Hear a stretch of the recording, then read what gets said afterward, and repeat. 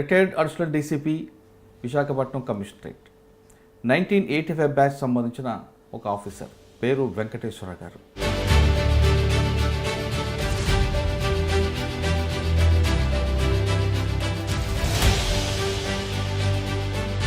Santhamaguluru crime nature ఏంటంటే అక్కడ ఏ crime ఉండేది? ఫ్యాక్షన్ అప్పుడే స్టార్ట్ అవుతుంది.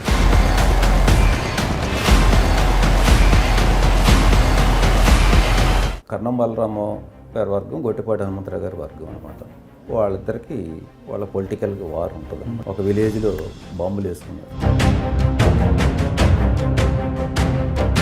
ఫ్యాక్షన్ అట్లా ఉంటుంది కాబట్టి ప్రతిదీ కూడా తెలిసి ఉండాలి. ఫ్యాక్షన్లో దీంట్లో వాళ్ళకి రెగ్యులర్గా కౌన్సిలింగ్ చేస్తూ కోర్టులు కేసులు పెడుతుంటే పక్క నుంచి కూడా వేరే కౌన్సిలింగ్ చేస్తుంటారు. పొలిటికల్ లీడర్స్ కంప్లైంట్ వస్తారు సడన్గా వాళ్ళకి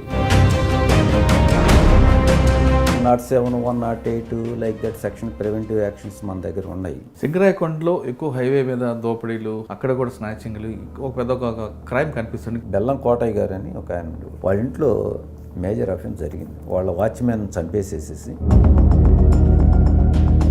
బీహార్ గ్యాంగ్, ఆ గ్యాంగ్ వచ్చి లారీలో వచ్చేసి ఫైర్ ఆర్మ్స్ యూజ్ చేస్తారు వాళ్ళు. గుంటూరులో రౌడీజం ఒకటి కనిపిస్తుంది, పేకాడ క్లబ్బులు కనిపిస్తుంటాయి. ఈ సినారీ మీరు ఏ విధంగా అర్థం చేసుకున్నారు? ఆకే రవికృష్ణ గారు పర్సనల్గా పేకాట మంచిది కాదు అని చెప్పి ఒక drive తీసుకొద్దామని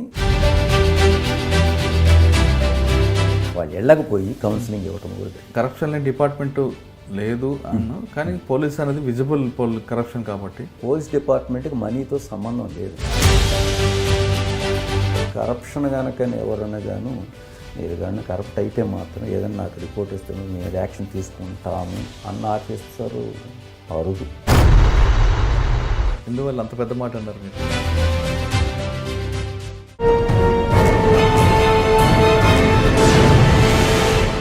welcome to crime diaries. ఈ వారం మన guest retired additional DCP Visakhapatnam commissionerate 1985 batch సంబంధించిన ఒక ఆఫీసర్ పేరు వెంకటేశ్వర గారు. వెంకటేశ్వర గారు ఎక్కువగా గుంటూరు రేంజ్లో పనిచేశారు. గుంటూరు రేంజ్లో సంతమాగులూరుతో పాటు చీరాల, ఒంగోలు ఆ ప్రాంతాల్లో పనిచేశారు. ఆ ప్రాంతాల్లో పనిచేసినప్పుడు రౌడీజంతో పాటు అక్కడున్న సుట్టపురం గ్యాంగ్ని ఏ విధంగా కంట్రోల్ చేశారు, ఒంగోలులో రౌడీజన్ ఏ విధంగా ఆయనకు హ్యాండిల్ చేశారు అనే విషయాలతో పాటు ఆయన 85లో జాయిన్ అయినప్పుడు పోలీసింగ్ ఏ విధంగా ఉండేది, ఆయన 2070లో రిటైర్ అయ్యేసరికి పోలీసింగ్ ఎంత స్థాయికి పెరిగింది, ప్రజలకి పోలీసుకి మధ్యన గ్యాప్ అనేది ఉందా లేదా, ప్రజలకి పోలీసుల మీద ఇంకా నమ్మకం పెరిగిందా లేదు, ప్రజలకి పోలీసుల నుంచి ఇంకా ఏమైనా ఎక్స్పెక్టేషన్ చేస్తున్నారా, ఇంకా ఎక్స్పెక్టేషన్ చేస్తున్నప్పుడు ఏ విధంగా మనం రీచ్ అవ్వాలి అనే విషయాల్ని వెంకటేశ్వర గారిని తెలుసుకుందాం. వెంకటేశ్వర గారు నమస్తే అండి. నమస్తే. 1985 బ్యాచ్ వెంకటేశ్వర గారు. Thank you welcome. Okay sir, మీరు సిచ్యువేషన్ అంటే పోలీస్ డిపార్ట్మెంట్కి వచ్చేసరికి అప్పుడు పోలీసులు అనగానే ప్రజలకు ఒక భయం, ఒక గౌరవం రెండు కనిపిస్తుండేది. పోలీస్ స్టేషన్ నుంచి ముందు వెళ్ళాలన్నా కూడా పోలీసులు బయట నిల్చుంటే అప్పుడు నిక్కర్రు, ప్యాంటు, కద్దరు అని ఉన్నా కొంచెం రెస్పెక్ట్ ఇచ్చి వెళ్ళేవారు. నెక్స్ట్ ఒక సెంటర్లో ఒక కానిస్టేబుల్ ఉన్నా సరే రెస్పెక్ట్ ఉండేది. పోలీసు వస్తున్నారనగానే ఒక అంటే గౌరవం అవ్వచ్చు, లేదంటే భయంతో కూడిన గౌరవం కావచ్చు, రకరకాల ఈక్వేషన్స్ ఉండేవి. ఆ సిచ్యువేషన్ నుంచి ఇప్పుడు మీరు 2017 రిటైర్ అయ్యేసరికి అదే రెస్పెక్ట్ ఉందంటారా, లేదు పబ్లిక్ పోలీసుల పట్ల గౌరవం పెంచకుండా ఏముందిలే అనే చులకంగా చూస్తున్నారా? దీనికి కారణం ఏమనుకుంటచ్చు ఒకటి. నెక్స్ట్ పోలీసింగ్ ఎందుకు క్రమేపీ మరి అంత క్వాలిటీ పడిపోయింది అనుకుంటున్నారా, లేదు అదే స్టాండర్డ్స్ పెరుగుతున్నాయి, మనం ఖచ్చితంగా పోలీస్ అనేది పెంచుతున్నాం, ప్రజలు ఏం కోరుకుంటున్నారో దానికి మనం అందిస్తున్నామా, లేదు ప్రజలకి అంటే అప్పుడులో ఉన్న పోలీసింగ్కి ఇప్పుడున్న పోలీసింగ్ తేడా వల్ల ప్రజలు పోలీసులపై ఎక్కువ ఎక్స్పెక్టేషన్ చేయడం, లేదు ఈ సోషల్ మీడియా లాంటివి రావడం, నెట్ రావడం వల్ల అన్ని సెక్షన్లు తెలిసిపోవడం వల్ల పోలీసింగ్ ఈజీ అవుతుంది, పోలీసులపై ప్రజలకి అప్పర్ హ్యాండ్ అవ్వడానికి కారణం అనుకోవచ్చా? ఈ ప్రశ్నలకు సమాధానం చెప్పే ముందు వెంకటేశ్వర గారి కుటుంబ నేపథ్యం, ఆయన ఎందుకు పోలీస్ యూనిఫామ్ వేసుకోవాలనుకున్నారు? ఫస్ట్ ఆఫ్ ఆల్ మీకు థ్యాంక్స్ చెప్తున్నాను ident.comకి. చాలామంది ఇంటర్వ్యూ చేస్తున్నారు, గొప్ప గొప్ప వ్యక్తులతో చేస్తున్నారు మీరు. చాలా సంతోషం. చాలా మెసేజెస్ వెళ్తూ ఉన్నాయి. మీరు ఇంటర్వ్యూస్ కానీ కొన్ని నేను చూడటం జరిగింది. మంచి మంచి గొప్ప వ్యక్తులను కూడా ఇంటర్వ్యూ చేయడం జరిగింది. అది చాలా బాగున్నాయి, నాకైతే నచ్చినాయి, అందరికీ నచ్చుతాయి. ఎందుకంటే మీ చేసే విధానం కానివ్వండి, మీరు అడిగే ప్రశ్నలు కానివ్వండి, ఏదైనా సరే సమాజానికి ఉపయోగపడే విధంగా అవును. ప్రజెంట్ సిచ్యువేషన్కి అట్లానే గతంలో ఎట్లా ఉందనే దాన్ని కూడా పోల్చి చూసి మీ ప్రశ్నలు ఉంటాయి, చాలా చక్కగా ఉంటాయి. ఆన్సర్స్ కూడాను చాలా చక్కగా చెప్తున్నారు. అలా చెప్తున్నారంటే మీరు అడిగే విధానాన్ని బట్టి నేను అనుకుంటున్నాను. ఎందుకంటే మీ అప్రోచ్ చాలా బాగుంటుంది. అదే మనం అది నేను అడిగే విధానం బట్టే అవతల ఏదైనా అంతే కదండి. ఇది ఇంటర్వ్యూ అని కాదు, ఏదైనా మన నోరు అమ్మ అంటే అదే అట్లాగనే వస్తుంది, అయ్యా అని వస్తుంది. మన నోరు మంచిది అయితే ఊరు మంచిది అవుతుంది కాబట్టి అది న్యాచురల్గా ఉంటుంది. రైట్. మీరు ఫస్ట్ నేపథ్యం అడిగారు కాబట్టి యాక్చువల్ మాది ఒరిజినల్గా తుళ్ళూరు గ్రామం, గుంటూరు జిల్లా ఇప్పుడు క్యాపిటల్. ఆ తుళ్ళూరు గ్రామం ఒక చిన్న రైతు కుటుంబానికి నుంచి వచ్చాను నేను. చిన్న రైతు అనేదానికన్నా రైతు కూలి కుటుంబం నుంచి వచ్చాను. ఎడ్యుకేషన్ మొత్తం కూడాను తుళ్ళూరు హై స్కూల్లోనే జరిగింది నాకు 10th క్లాస్ వరకు. ఎడ్యుకేషన్ ఫ్రమ్ ది బిగినింగ్ కూడాను నేను కూలికి కూడా వెళ్ళాను. ఎప్పటి నుంచి up to degree completion, even PG చేస్తున్నప్పుడు కూడాను నాకు ఆ ఏరియా మొత్తం ఇప్పుడు ఏదైతే క్యాపిటల్ ఏరియా అనౌన్స్ చేశారో అప్పుడు ఆ గవర్నమెంట్, ఇంతకుముందు గవర్నమెంట్, ఆ ఏరియా మొత్తం కూడా నేను తిరిగినండి, కాలినడకను తిరిగినండి. ఎలాంటి ఫీలింగ్ అనేసి అసలు అప్పుడు ఉండేది కాదు. ఎందుకంటే అదే మన లైఫ్ అన్నట్టుగా ఉండేది. నా చైల్డ్హుడ్ కూడాను కసువు ఊడవటం దగ్గర నుంచి, నీళ్లు తీసుకురావటం దగ్గర నుంచి, మన ఇంట్లో పాత్రలు కడుక్కోవటం దగ్గర నుంచి, మా తల్లికి సహాయం చేయటం కానీ, మా తండ్రికి సహాయం చేయటం కానీ, ఏ ఆదివారం కూడాను ఏ సెలవు దినాల్లో కూడా నేను ఇంటి దగ్గర ఉన్నది లేదు, ఖాళీగా ఉన్నది లేదు. అయితే కూలికి వెళ్ళటం, లేకపోతే మా పొలంలోకి వెళ్ళటం. పొలం అయితే అప్పుడు ల్యాండ్లెస్సే, అప్పుడు పొలం లేదు. తర్వాత కౌలుగు చేస్తాను వాళ్ళు, మా ఫాదరు కౌలుగు చేసి టొబాకో అట్లాగని తొలకర్లు వేరే పంటలు వేసుకుంటూ ఉండేది. అట్లాగా పొలంలో పని కానీ ఏదైనా కానీ కంప్లీట్గా ఉండేది. చదువు అనేది ఒక ఎడిషనల్, అంతేగాని నా వర్క్కి చదువు ఫస్ట్, ఇది మిగతాయి కాదు. అలా ఏదో first class, second class, third class అట్లా ఫస్ట్ ఫామ్ స్కూల్లో జాయిన్ అయ్యాను, సెకండ్ పాస్ అయ్యాడు, సెకండ్ ఫామ్ అట్లాగా 10th క్లాస్. నా 10th క్లాస్ 72, 73 జయేంద్ర మూమెంట్. అదేదో అత్యవసర మార్కులు అంటాం కదా, 3rd క్లాస్లో పాస్ అయ్యాను. తర్వాత దగ్గరలో అమరావతి అని ఒక కాలేజీ ఉంది, RV1 కాలేజీ అని, రాజా వాసిరెడ్డి వెంకటాద్రి నాయన్ కాలేజీ అని, ఫేమస్ కాలేజీ, మంచి కాలేజీ. దాంట్లో జాయిన్ అయ్యి ఇంటర్ కూడా అక్కడ CEC గ్రూప్లో జాయిన్ అయ్యాను. ఫస్ట్ MPC తీసుకున్నాను. ఫీజుకు డబ్బులు కష్టం, అందుకని మార్చుకొని CEC తీసుకోవడం జరిగింది. CEC అది కూడా 3rd క్లాస్లో పాస్ అయ్యాను. తర్వాత డిగ్రీ జాయిన్ అయ్యాను, అక్కడే జాయిన్ అయ్యాను. అక్కడి నుంచి ఇక చదువుకోవాలి అనేది నాలో పెరిగింది. ఇక చదువు అనేది నేను ఏదో పాస్ అవుతున్నాను, తర్వాత క్లాస్కి వెళ్తున్నాను అనుకుంటున్నాను తప్పితే వేరే అనుకోలేదు. ఫస్ట్ ఇక అప్పటి నుంచి నా చదువు అనేది కాన్సన్ట్రేట్ చేసుకున్నాను. నో ట్యూషన్స్, ఏమీ ఎక్కడ కూడా నేను ట్యూషన్స్ తీసుకుంది లేదు. నా సొంత ప్రిపరేషన్తోనే వండుకోవటం, ఓన్ ప్రిపరేషన్ అంతే. ఆ 3 years కూడా, 3 years కాదు 5 years కూడా, entire 5 years inter and degree. అట్లానే కాలేజీ ఫస్ట్ నాది అప్పుడు, బీకామ్ డిగ్రీ ఫైనల్గా కాలేజీ ఫస్ట్. లక్కీగా 1 year CA చేద్దామని అటు ఇటు తిరిగాను కానీ కుదరలేదు. తర్వాత 1 year ఆగి MCOM సీట్ ఇక్కడ ఆంధ్ర యూనివర్సిటీలో వచ్చింది. ఇక్కడ MCOM పూర్తి చేశాను నేను, ఇదే వాల్తేరులో. 81లో పూర్తయింది MCOM. తర్వాత ఇమీడియట్గా 82లో జాబ్లో జాయిన్ అయ్యాను. స్టాఫ్ సెలక్షన్ కమిషన్లో ఒక ఆడిటర్గా జాయిన్ అయ్యాను హైదరాబాద్లో.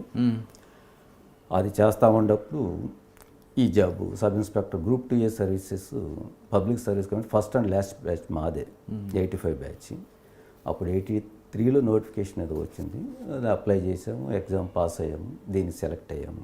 ఇంకా కొన్ని పోస్టులు వచ్చినాయి కానీ పోలేదు, దీనికి చేసేసాము. అంటే జాబ్ సెర్చింగ్లో వచ్చింది తప్ప పర్టికులర్గా పోలీస్ అవ్వాలి అనేది ఇది కాదు, అస్సలు లేదు. పోలీస్ అవ్వాలనేది పోలీస్ కాకూడదని అనుకున్నాను, మిగతా పోస్టులకే అప్లై చేశాను. ఇది ఎందుకో వచ్చేసింది. మనకి టెస్ట్లు ఉంటాయి కదా, ఫిజికల్ టెస్ట్, ఫిజికల్ ఎఫిషియన్సీ ఉంటుంది. దాంట్లో సెలెక్ట్ 5 minutesలో 5 minutes పెడితే 5 minutes వచ్చేసాం. ఎందుకంటే రూరల్ బ్యాక్గ్రౌండ్ కాబట్టి మనకు ఆ స్టామినా అన్నీ ఉన్నాయి. సెలెక్ట్ అయ్యాం అంతే. ఓకే. ఫస్ట్ అనంతపూర్ ట్రైనింగ్ అండి? అనంతపూర్ ట్రైనింగ్. ఓకే. ట్రైనింగ్ అయిన తర్వాత మీకు ఎక్కడ ఇచ్చారు? ట్రైనింగ్ అయిన తర్వాత ప్రకాశం జిల్లాకి మాకు అలాట్ చేశారు. ఎస్పీగా ఎంఈ కృష్ణారావు గారు ఉన్నారు. అచ్చా. అప్పుడు ఇక్కడ రైతు కుటుంబం నుంచి వచ్చాను మీరు. మీ నాన్నగారు కేవలం చదువు కన్నా వ్యవసాయం మీదే ఎక్కువగా చూసేవారు. ఒక్కసారి మీకు పోలీస్ యూనిఫామ్ వేసుకొని మీ నాన్నగారి దగ్గరికి వెళ్తే మీ అమ్మగారు మీ నాన్నగారు ఫీలింగ్స్ ఏంటి? నేనైతే పెద్ద కనిపెట్టలేదు, కానీ వచ్చింది అనగానే ఫస్ట్ జాబ్ వస్తేనే మా అబ్బాయికి జాబ్ వచ్చింది అనుకున్నారు. ఒక సెంట్రల్ గవర్నమెంట్ జాబ్ ఫస్ట్ 82లో వచ్చినప్పుడు. జాబ్ రాగానే జాబ్ వచ్చింది కాబట్టి పెళ్లి చేసుకోమన్నారు. ఇమీడియట్ పెళ్లి చేసుకున్నాను 82లోనే. 83లో కూడా ఇష్యూ. ఆ టైంలో నేను ఏదో గ్రూప్ టీ మళ్ళీ రాసుకొని సర్వీస్ కమిషన్ రాసుకొని సెలెక్ట్ అయ్యి సబ్ ఇన్స్పెక్టర్కి వచ్చాను. బై దట్ టైం అందరు కూడా హ్యాపీ అయ్యారు సబ్ ఇన్స్పెక్టర్గా సెలెక్ట్ అయినందుకు. నా అంబిషన్ తర్వాత నేను ఎగ్జామ్స్ రాస్తున్నాను కదా, కాంపిటేటివ్ ఎగ్జామ్స్ అన్నీ కూడా గ్రూప్ 1 కానీ అట్లాగా చేద్దాం అనుకున్నాను. మీరు చెప్పినట్టు అంత ఎక్స్పెక్ట్ హ్యాపీ అయ్యారు తప్పితే నార్మల్గానే ఉంది వాళ్ళలో కూడా. ఓకే సరే, ఇక్కడ ఫస్ట్ పోస్టింగ్ ఇక after completion of basic training Prakasam district practical training అయిన తర్వాత సంతమాగులూరు పోస్టింగ్ ఇచ్చారు. సంతమాగులూరులో ఒక 10 months అట్లా చేశాను. అక్కడ ఏం నేర్చుకున్నారండి? అక్కడ ప్రాక్టికల్ ట్రైనింగ్లోనే మాకు ఒక సిఐ ఉండేవాళ్ళు, ముండ్రు సాంబశివరావు గారని. ఓకే. ఒక ఫస్ట్ ఎఫ్ఐఆర్ రాగానే అంటే ఇన్వెస్టిగేషన్లో చెప్పాలి కాబట్టి అప్పటికి ఇప్పటికీ ఏం తేడాలు వస్తున్నాయి అనేది కూడా మీరు అడిగారు.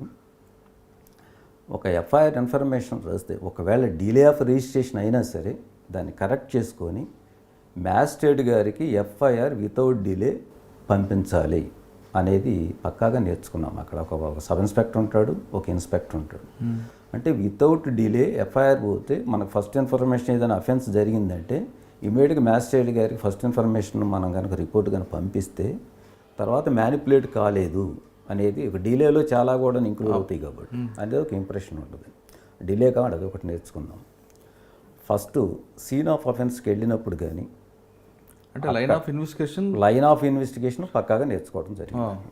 ఒక ఇంక్వెస్ట్ హోల్డ్ చేసేటప్పుడు కానీ అలా దగ్గరుండి ఆఫీసర్ దగ్గరుండి ఎవరినో ఇచ్చి పంపించేది కాకుండా దగ్గరుండి ఆఫీసర్ ఉండి ఆ ఇంక్వెస్ట్ రిపోర్ట్ కూడా వితౌట్ డిలే మ్యాజిస్ట్రేట్కి చేరాలి. ఒక యాక్సిడెంట్ రిపోర్ట్ కానీ, ఒక డెత్ రిపోర్ట్ కానీ, ఇంకోటి అదర్ డెత్ రిపోర్ట్ కానీ ఏదైనా సరే అట్లాగా ఒక ఇన్వెస్టిగేషన్ అనేది ఒక క్రానలాజికల్ అంటే ఒక లైన్ ఆఫ్ ఇన్వెస్టిగేషన్ ఎలా ఉండాలనేది బేసిక్గా నేర్చుకోవడం జరిగింది.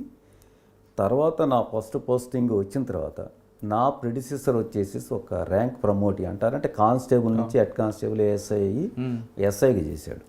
మంచి ఇంటెలిజెన్స్ సిల్లార్ అని ఒక ఎస్ఐ. అతని కేసు డైరీలు కూడా చూసేవాడిని నేను. చూశాను కేసు డైరీలు చూస్తా కూడా how to right case diaries కూడాను అక్కడ కూడా నేర్చుకున్నాను. నేర్చుకొని నా చేతితో కేసు డైరీలు రాయటం, నా చేతితో స్టేట్మెంట్ రికార్డ్ చేయటం, ఇంకెవరిని డెప్యూట్ చేయను ఉంటారు, ఇట్లాగనే ఉంటారు. అలాగా నేర్చుకోవడం జరిగింది సంతమాగులూరు. ఒకసారి ఇన్స్పెక్షన్కి తర్వాత ఎంఏ కృష్ణారావు గారు ట్రాన్స్ఫర్ అయ్యారు. ఇన్స్పెక్షన్కి మజారుద్దీన్ గారు వచ్చారు. నన్ను అడిగిన క్వశ్చన్ ఏంటంటే ఇప్పటికీ గుర్తుంది. ఒక అఫెన్స్ జరిగింది. అప్పటికి వర్క్ చేస్తున్నాడు ఒక ఇన్స్పెక్టర్. పాత మాగులూరు అని సంతమాగులూరు పక్కన విలేజ్ ఉంది.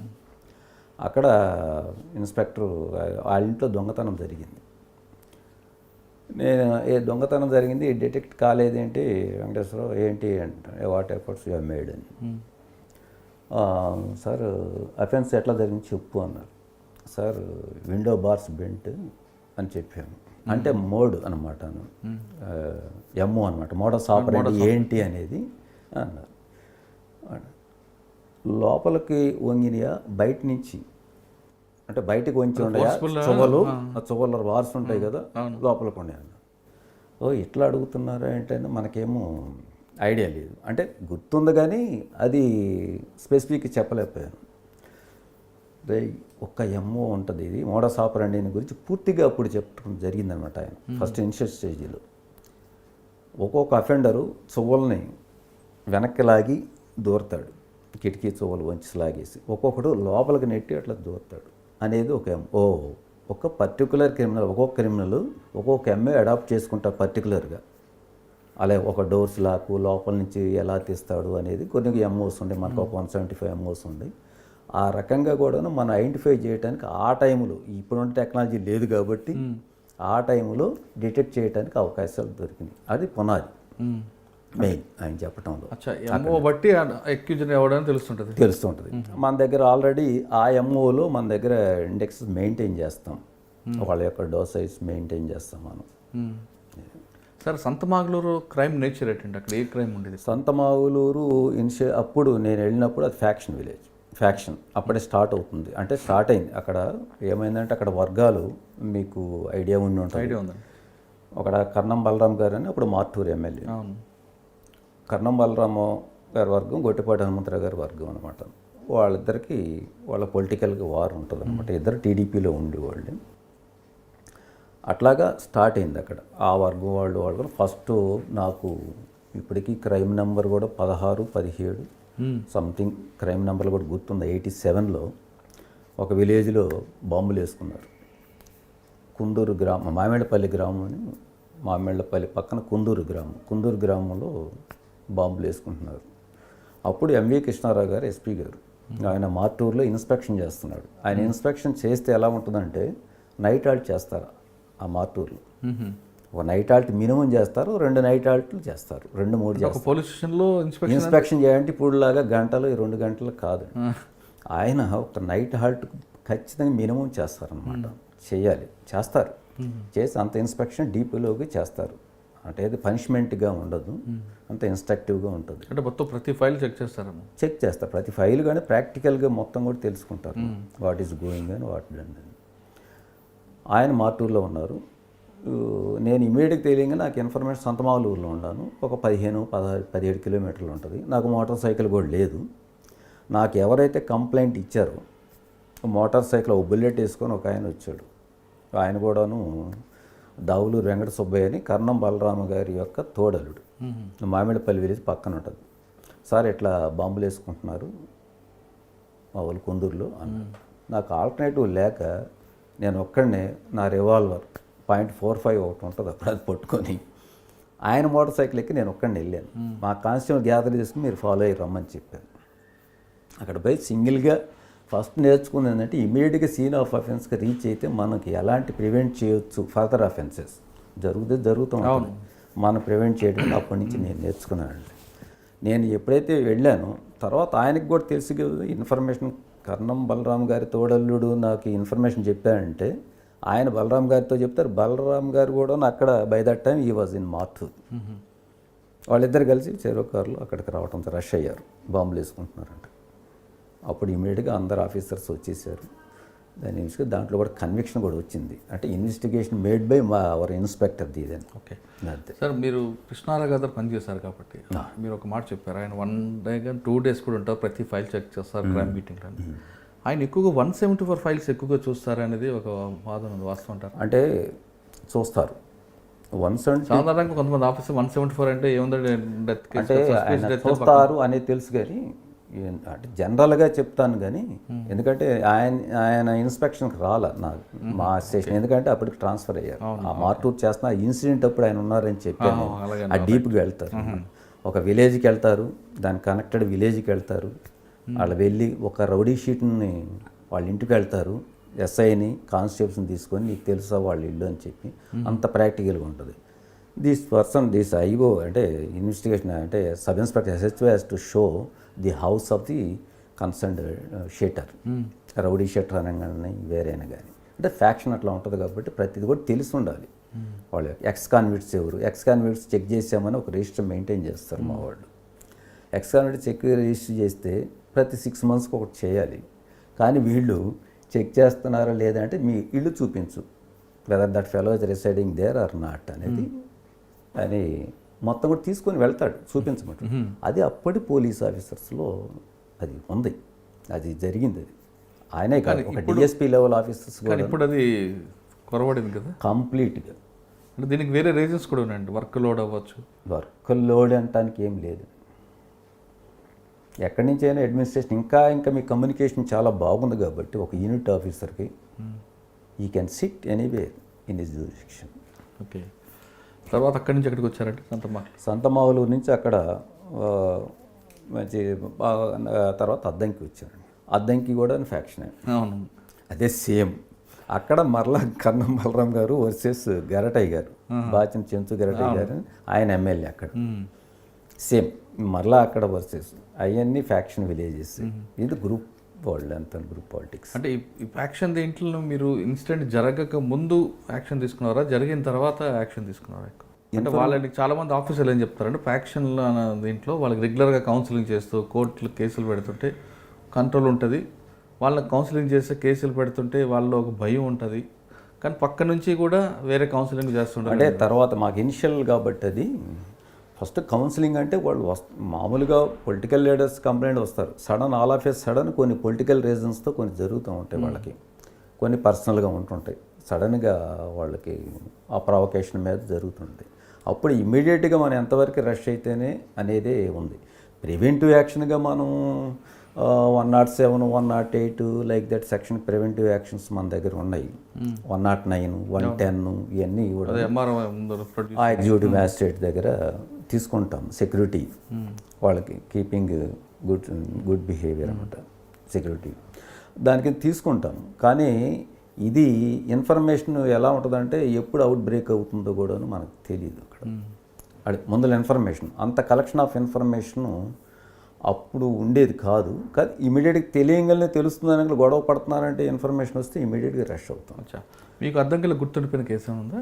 అద్దంకి ఎస్ఐగా నెంబర్ ఆఫ్ కేసెస్ ఉన్నాయి. అంత సెన్సేషనల్గా ఏమున్నాయి అంటే ఒక ఇన్ఫర్మేషన్ ఒక కేసు రిజిస్టర్ చేసాము. ఆ జాస్తి రంగనాయకులని ఒక ఆయన అనుచరుడు మిస్ అవ్వటం జరిగింది. అతను అద్దంకి వచ్చి మిస్ అయ్యారు అని చెప్పి అద్దంకి స్టేషన్లో ఒక మిస్సింగ్ కేసు కట్టాం. అది 88లో బహుశా అది నా క్రైమ్ నెంబర్ 132 సంథింగ్ 32 ఏదో ఉంది. అది అంతే. ఆ కేసు అతను ఏమైంది అనేది కూడా ఇప్పటికి కూడాను మిస్టరీ. అవునా? అద్దంకి తర్వాత అండి? అద్దంకి తర్వాత నేను పర్చూరు చేశాను. అద్దంకి ఎలక్షన్స్ అన్నీ కూడా 89 ఎలక్షన్స్ అన్నీ ఇక్కడే చేశాము. తర్వాత పర్చూరు 2 months చేశాను. తర్వాత చీరాల టౌన్ వచ్చి 2 months. మీకు చాలా మంది ఎదురవుతుంటారు కదా? అంటే when compare to Chirala town Addanki is tough. అంటే రిగార్డింగ్ ఫ్యాక్షన్కి వచ్చేసరికి ఇదే ఈ పొలిటికల్గా ఫ్యాక్షన్ కదా, అవుట్ డీలింగ్ ఆఫ్ ఫ్యాక్షన్స్ చాలా ఇంపార్టెంట్. క్రిమినల్స్ ఏమిటో వాళ్ళకేమీ ఏముండదు, మనం ఇది చాలా ఇంపార్టెంట్. ఇక్కడ కూడా అఫెండర్స్ ఉన్నారు కదా, ఇక్కడ కూడా అఫెన్సెస్ డిటెక్ట్ చేయడం జరుగుతుంది. సెన్సేషనల్గా అనుకుంటే మనం నంబర్ ఆఫ్ చాలా ఉన్నాయి. మనం కెనాట్ అంటే కానీ చీరాల్లో మీరు స్టోర్టపురం గ్యాంగ్ ఏ విధంగా ఫోకస్? స్టోర్టపురం గ్యాంగ్ న్యూ కాలనీ అని ఉండే స్టోర్టపురం వాళ్ళు వస్తుంటారు, వాళ్ళంతా కలిసే ఉంటారు. న్యూ కాలనీ టైగర్ నాగేశ్వరరావు తర్వాత చాలామంది వల్లాగి బాబు అంటే బై దట్ టైం ఈ డైడ్ అనమాట. ఈ వాజ్ కిల్డ్. అది ఒక ఎంఈ కృష్ణారావు గారు ఉన్నప్పుడే జరిగింది. ఏది ఎంఈ కృష్ణ ఎస్పీగా ఉన్నప్పుడు, మేము ప్రొబేషనర్స్ ఉన్నప్పుడు చీరాల్లో అతను కొట్టుకోవటానికి పోయినప్పుడు కాల్చారు మా సబ్ ఇన్స్పెక్టర్స్, మా సీనియర్ మోస్ట్ ఇద్దరు సిఎస్ఐస్ 76 బ్యాచ్ వాళ్ళు. మా ప్రొబేషనర్ వంగా సుబ్బారెడ్డి అని ఉన్నాడు. వీళ్ళు శౌర్య పథకాలు కూడా because of ME Krishnarao sir, ఆయన వల్లనే శౌర్య పథకాలు కూడా రావడం కూడా జరిగింది వాళ్ళు ముగ్గురు కూడా. అంటే సద్దంకి పనిచేసిన వాళ్ళకి చీరాలనేది పెద్ద కాదు. దట్ టౌన్ అంటే టౌన్ అట్మాస్ఫియరు ఒక ఎలివేటెడ్. మీరు చెప్తున్న ఈ బ్యాచ్ అంతా రౌడీజం చేయడం, చీరాల రౌడీజం కూడా ఉంటుందండి. చీరాల రౌడీజం ఉంది, ఫ్యాక్షనిజమే ఉంటుంది. ఇప్పుడు పీస్ఫుల్లే లేండి. ఇప్పుడు పీస్ఫుల్లే. ఒక అప్పుడులో ఫ్యాక్షనే. అంటే విలేజ్లో 2 వర్గాలకు విడిపోతుంటాయి. ఇదే చెప్పాను కదండి. ఇప్పుడు అది సంతమాలూరులో అటు చూస్తే గొట్టిపాటి హనుమంతరావు గారు వర్సెస్ బలరాం గారు, ఇక్కడికి వస్తేనే బలరాం గారు వర్సెస్ గరటయ్య గారు. ఈ రకంగా ఇట్లా వర్గాలు డివైడ్ అయిపోయింది విలేజెస్ బై దట్ టైం. ఇంకా వాళ్ళకి మారే పరిస్థితి కాదనమాట. ఎవరికి వాళ్ళకి ఫ్లోర్ లెవెల్లో, విలేజ్ లెవెల్లో వీళ్ళకి టచెస్ ఉంటాయి లీడర్స్కి. తర్వాత అంటే చీరాలు చేసాం. చీరాల్లో అక్కడ 1.5 years చేశానండి. మంచి గ్యాంగ్స్ని పట్టుకున్నాం. అప్పుడు పృథ్వీనారాయణ అని ఒక ఆయన డిఎస్పీగా రిటైర్ అయ్యాడు. పృథ్వీనారాయణ మీకు తెలిసి ఉంటుంది, బిహెచ్ పృథ్వీనారాయణ. ఆయన mister Andhra 3 times body builder. ఆయన సిఐగా ఫస్ట్ సిఐ అయినా, నేను తర్వాత చీరాల్లో సిఐ చేశాను. ఆ కాంబినేషన్లో చాలా గ్యాంగ్స్ని పట్టుకుంటుంది. వాళ్ళ చేయరా నంబర్ ఆఫ్ అనమాట. ఇలాంటి వాళ్ళు ఇప్పుడంతా ముసలోళ్ళు అయిపోయి ఉంటారు, అలాగనే కొట్టుకున్నాం, అంత బాగానే ఉంది. అప్పుడు కొంత ఆయన వెళ్ళిన తర్వాత ఒక కొద్దిగా డిస్టర్బెన్స్ జరిగింది. కొన్ని ఏంటంటే ఈ ఎక్స్ట్రీమిస్ట్ కాస్త రావటం జరుగుతూ ఉంటుంది. చీరాలకి కొద్ది కనెక్షన్స్ ఉన్నాయి. ఓకే. అయితే స్ట్రైట్గా చేస్తుంటాము. రోసయ్య గారు మినిస్టర్గా ఉండేవాడు, కాంగ్రెస్ గవర్నమెంట్ ఉన్నప్పుడు వస్తూ ఉండేవాళ్ళు. మన చెకింగ్ అన్ని ప్రికాషన్ తీసుకుంటాము. కాస్త వేవర్స్ యాజిటేషన్ ఒకటి వచ్చింది అప్పుడు, హ్యాండ్లూమ్ వేవర్స్ యాజిటేషన్. ఆ టైంలో కాస్త పోస్ట్ ఆఫీసెస్ బంద్ చేయటం, కాస్త ఎక్స్ట్రీమిస్ట్ ఎంటర్ అవ్వటం, కొంతమంది సింపథైజర్స్ మన దగ్గర ఉంటారు అన్నమాట. అది వేటపాలెం, జాండ్రపేట, దేవంగపూరి అక్కడ. ఆ రకమైన దాంట్లో కాస్త ఎవరైనా ఆ లీడర్స్ ఏదైనా జరుగుతుందంటే నేను వెళితే ఆగిపోతుంటారు.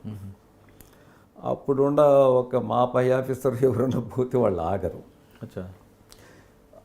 ఏంటి ఆ డిఫరెన్సెస్ అని చెప్పి కాస్త తేడా వస్తుంటుంది కదా. ఆ టైంలో కానిస్టేబుల్స్ అందరూ వాళ్ళు లేని అసలు మేము వర్క్ చేసేది ఏం లేదు. ఎస్ఐ కానీ సిఐ కానీ ఎవరైనా సరే డిపార్ట్మెంట్లో కానిస్టేబుల్ లైక్ చేస్తారు, అందరు కష్టపడతారు.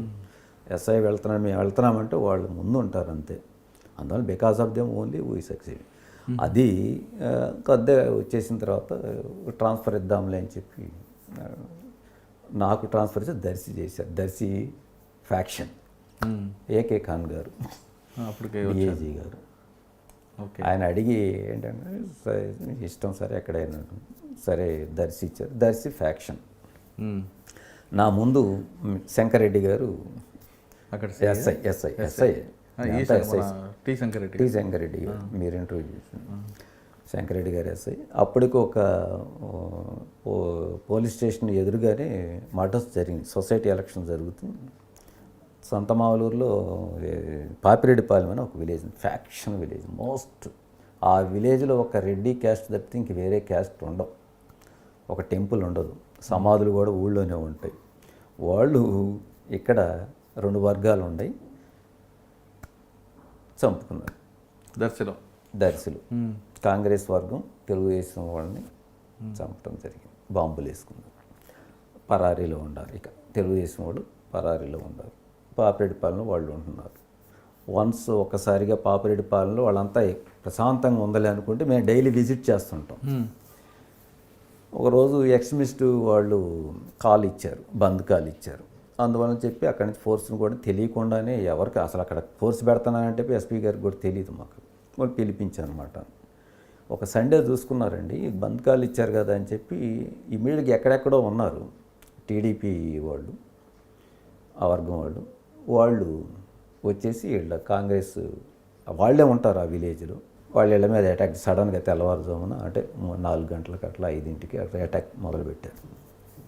ఒక ట్రాక్టర్లు, బ్యారన్, టొబాకో బ్యారన్, అట్లానే ఒక అతను చనిపోయాడు.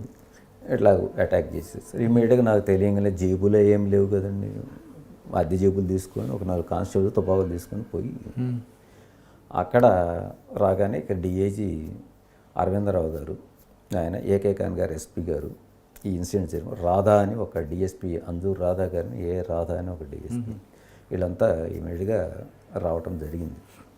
అక్కడ వాళ్ళ చనిపోయిన వాళ్ళ మీద బాంబులు వేసిన ఇమీడియట్గా మనం సీన్ ఆఫ్ ఎవిడెన్స్కి రావటాన చాలామంది సేవ్ అయ్యని చెప్పి దే అప్రిషియేటెడ్ అనమాట. మామూలుగా ఒక అతను చనిపోయాడు. ఎంత అప్రిషియేషన్ ఉందంటే ఈ ఎస్ఐ గారు రాకపోతే మేము సచ్చేవాళ్ళము అనేది. ఎందుకు చెప్తున్నానంటే ఆ మాట కూడాను ప్రతిరోజు నేను పోతా ఉంటాను. ప్రతిరోజు విలేజ్ మా సిఐ నేను ఇద్దరం కలిసి పోతూ ఉండేవాళ్ళం. పోయి వస్తాం. తెల్లవారుజామున అటాక్ చేసి ఎక్కడెక్కడో ఉంటున్నారు, స్టేట్లో ఎక్కడెక్కడో ఉంటున్నారు వాళ్ళు. మిగతా వాళ్ళు పరారు. అంతకుముందు ఇన్సిడెంట్కి వచ్చిన ఈ అటాక్ చేసిన వాళ్ళు అరవిందరావు గారు వచ్చారు. వచ్చేసి సీన్ ఆఫ్ అఫెన్స్కి అట్లా నన్ను పోలీస్ స్టేషన్లో ఏం జరిగిందని చెప్పి అడుగున్నారు. నన్ను కాస్త షౌట్ చేశారు. షౌటెడ్, మీరంతా ఎస్ఐస్ లంచాలకు అలవాటు పడి మీరు ఏం జరుగుతుందో ముందుగా ఇన్ఫర్మేషన్ కలెక్ట్ చేయటం చేత కదా అది అన్నారు. సరే, వాళ్ళు అక్కడ పోయి విలేజ్కి వెళ్ళాడు ఎస్పీ గారు, ఆయన డిఎస్పీ వెళ్ళారు. నేను పోదలుచుకోలేదు, ఎందుకు పోవాలి అని పంపించి వెళ్ళారు. వెళ్ళిన తర్వాత అక్కడ పోయి ఫస్ట్ అడిగారండి, డిఐజీ గారు అడిగారు, ఏంది ఎలా జరిగింది, ఎస్ఐకి తెలీదా ముందు అని అడిగారు. వాళ్ళు అన్న మాట ఏంటంటే, ఎస్ఐ లేకపోతే మేము చాలామంది చచ్చేవాళ్ళం ఆయన రాకపోతే.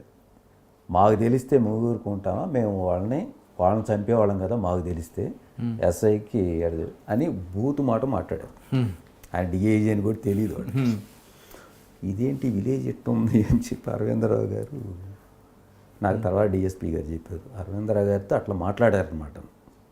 అంటే ఇలా ఉంటుందా వాళ్ళ లాంగ్వేజ్, వాళ్ళ మామూలు బూతు కాదు. అట్లా మాట్లాడేసరికి ఆయన ఇమీడియట్గా వీళ్ళు మనుషులు కాదు అన్నట్టుగా వెనక్కి తిరిగి వెళ్ళిపోయారు. Otherwise I would have been suspended ఇమీడియట్గా ఆ కేసులో. చెప్తున్నాను, ఆయన వచ్చిన స్పీడ్కి మరలా ఆయన రిట్రీట్ అయినప్పుడు దానికి చూస్తే ఇది జరిగిందని చెప్పి, జరిగింది నాకు డిఎస్పీ గారు చెప్పి, వెంకటేశ్వర ఇట్లా జరిగింది. అంటే ఒక ఇన్సిడెంట్ అట్లా ఉంటుంది అనమాట. మనం ఇమీడియట్గా rushing to the scene of office is most important అండి. Collection of information different. మీరు చెప్పినట్టు అడ్వాన్స్ ఇన్ఫర్మేషన్ మనం తీసుకుంటుంటాం, అప్పటికి తీసుకున్నాం. ప్రివెంటివ్ స్టెప్స్గా మీరు చెప్పారు కదా ఇంతకుముందు, తీసుకున్నాం. అయినా జరుగుతుంది, సడన్ అటాక్ కదా జరుగుతుంటుంది. ఓకే, తర్వాత ఎక్కడికి వచ్చారట? దర్శిలో చేసిన తర్వాత ఇమ్మీడియట్గా మార్కాపురంలో లాండ్ ఆర్డర్ ప్రాబ్లం. ఇట్లాగా తూర్పు వీరాయపాలెంలో కూడా ఇట్లానే ఇన్సిడెంట్స్, ఫ్యాక్షన్, ఎంత ఫ్యాక్షన్, ఆ టైం అంతా ఫ్యాక్షన్ అనమాట. వీరాయపాలెంలో కూడా ఇట్లానే జరుగుతుంది. ఇలానే జరిగింది, కంట్రోల్ చేసి బాగానే ఉంది. మేనా గారు, బిఎల్ మేనా గారు అని అప్పుడు ఎస్పీ గారు ఆయన ఉన్నారు. మార్కాపురంలో లాండ్ ఆర్డర్ గందరగోళం ఉంది. ఇక్కడ I got very good name. నేను చెప్తాం కాదు, మీరు ప్రకాశం జిల్లాలో ఎవరిని అడిగినా చెప్తే బాగుంటుంది. ఎందుకు గుడ్ నేమ్ అంటున్నానంటే, ఆయన చెప్పి నన్ను పంపించేసాడు మార్కాపురం టౌన్కి. మార్కాపురం టౌన్లో పోలీస్ స్టేషన్ ఎదురుగానే బాంబులు వేసుకొని చంపటం. అప్పటికి ఎక్స్ఎమ్మెల్యే కందుల నారాయణ రెడ్డి, ఇప్పుడు ఇంత వాళ్ళ బ్రదర్ని, యంగెస్ట్ బ్రదర్ని చంపారు పోలీస్ స్టేషన్ ఎదురుగానే. నేను వెళ్ళే ముందు ఇమీడియట్ అనగానే ఒక 3 అవర్స్లో పోయి రిపోర్ట్ చేసుకున్నాను. నాకు అక్కడ పోయి రిపోర్ట్ చేసి చెప్పమని చెప్పారు. వెళ్ళాను. ఫస్ట్ డేనే ఒక హెడ్ కానిస్టేబుల్, 4 కానిస్టేబుల్ నేను తీసుకున్నానండి. అంటే కానిస్టేబుల్స్ ఎలా వర్క్ చేస్తారనేది వాళ్ళు చాలా ఇంతకుముందు మీకు చెప్పాను. వాళ్ళు లేనిది డిపార్ట్మెంట్ లేదు, కానిస్టేబుల్, హెడ్ కానిస్టేబుల్స్. ఒక నైట్లో, సింగిల్ నైట్లో ఒక 2 అఫెన్సులు డిటెక్ట్ చేశాను. 2 అఫెన్సులు అంటే ఒకడిని చంపబోతున్నాడు నేను ఛార్జ్ తీసుకునే రోజు. పాములంజి అని, కత్తులంజి అంటారు వాడిని, అంజిరెడ్డి. ఇంకొకటి చంపడానికి రెడీగా ఉండారు. నేను రైట్ రౌండ్స్ డే 1 నుంచే బిగిన్ చేశాను. నైట్ 5 o'clock రిపోర్ట్ చేసుకున్నాను. అక్కడ 2కి ఇక్కడ రిలీవ్ అయ్యి దర్శిలో 5 PM రిపోర్ట్ చేసుకున్నాను. ఆయన పట్టుకున్నా, ఏంటో వాడు ఎవడో పడుకున్నాడు చూడండి అంటే, ఎంత కత్తి పట్టుకొని ఒక 3 feet పైన ఉంటుంది కత్తి పట్టుకుని. అయ్యప్ప స్వామి కత్తులని మీరు వినే ఉంటారు. చంపడం ఏంటంటే, పలానా చంపడానికి రెడీగా ఉన్నాను సార్ అన్నాడు. చెక్ చేయమంటే వాడు కత్తి వదిలిపెట్టాడు. అది పోయి కింద కిల్లి కొట్టు బంకు కొండ ఉంటుంది కదా, మట్టి కొండ, దాని మీద పడి టప్ అని సౌండ్ ఉన్నది. వెరిఫై చేస్తే అది ఉంది. ఆయన పట్టుకున్న తర్వాత ఒక వైట్ హౌస్ అని మెయింటైన్ చేస్తున్నారు ఈ Kandula Narayana Reddy brothers. Kandula Narayana Reddy is B Tech అనుకుంటాను, ఎడ్యుకేటెడ్. వాళ్ళ బ్రదర్స్ పొట్టిరామిరెడ్డి ఈ బ్యాచ్ ఉంటారు. వాళ్ళ వైట్ హౌస్ మెయింటైన్ చేస్తున్నారు. అంటే ఎక్స్క్లూజివ్గా అంత రౌడీజం ఘోరంగా ఉన్న పరిస్థితి అప్పటికి. ఇమీడియట్గా వైట్ హౌస్ మీద 4 కానిస్టేబుల్స్తో, నేను ఒక హెడ్ కానిస్టేబుల్, 3 కానిస్టేబుల్స్తో రైడ్ చేయడం జరిగింది. అంతే. ఆ నైట్ కొన్ని రైడ్లు చేసేసానండి. అక్కడ ఒక వెహికల్ వస్తుంటే ఒక 30 కత్తులతో వస్తున్నాయి. ఒక జీప్ వచ్చింది, దాన్ని పట్టుకున్నాను, సీజ్ చేశాను ఆ నైటే. సేమ్ నైట్లో మార్కాపూర్ టౌన్ రౌడీజం మొత్తం కూడా అన్ని డెన్స్ అన్ని కూడా వెకేటెడ్, మన గ్రిప్లోకి వచ్చేసింది. That was continued for 1.5 year. Same grip అది కంటిన్యూ చేసాం. No offence was taken place. ఆ ఒక్క నైట్ నేను ఏదైతే రైడ్ చేశానో ఇంకంతే. ఎక్కడ ఒక్క మర్డర్ కానీ ఒక రౌడీజం కానీ లేదు. బికాజ్ ఆఫ్ ద యాక్షన్ అనమాట. సపోర్ట్గా నాకు బొప్పన విజయ్ కుమార్ అని 1 week తర్వాత వచ్చాడు. విజయ్ కుమార్ అని ఒక డిఎస్పీకి పనిచేశారు, ఫుల్ సపోర్ట్. అట్లానే డిఎస్పీ కూడాను మంచి డిఎస్పీ వచ్చారు, ఫుల్ సపోర్ట్. నాకు సింగిల్ నాకు ఇచ్చేసారు. మార్కాపురం తర్వాత ఎక్కడికి వచ్చారు? మార్కాపురం తర్వాత చీమకుర్తి వచ్చాను. మార్కాపురంలో చేస్తున్నాను.